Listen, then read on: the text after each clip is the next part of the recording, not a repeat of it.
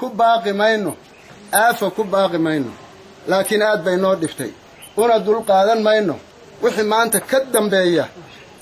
muxuu in lagu jiido haweenka iyaga iyo awlaadayada dhulka in lagu jiido oo dul qaadan mayno waana go'aan daarood meel uu joogaba uu isla qaatay weeye waxaanu leenahay walaaladaya ha ka fiirsadaan reerkaygaan dhaqanaya adigu dhaqmi maysid aniga noolaanaya adigu noolaan maysid waxaasi waxaanu eednay weeye waxaanu in badan isku laynay weeye ehelnimana maaha darisnimana maaha hadda ismana bahdili karo waa in ay ka fiirsadaan walaaladayo muxuu ahaa inay ka fiirsadaan way nimanka isaaq ama direed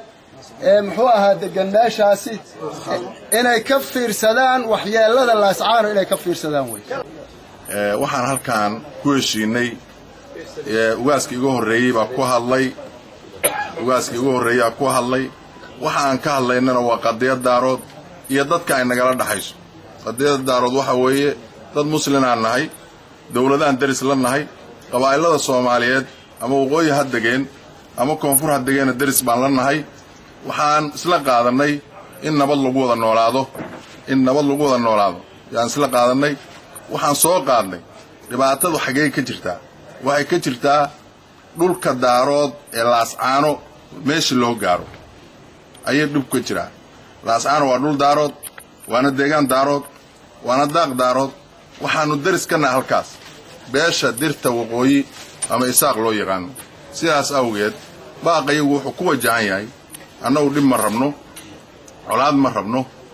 dhiig baa gurigayga lagu daadinayaa oo gurigu waa guri daarood inta daarood dago warka waa isgaarsiinay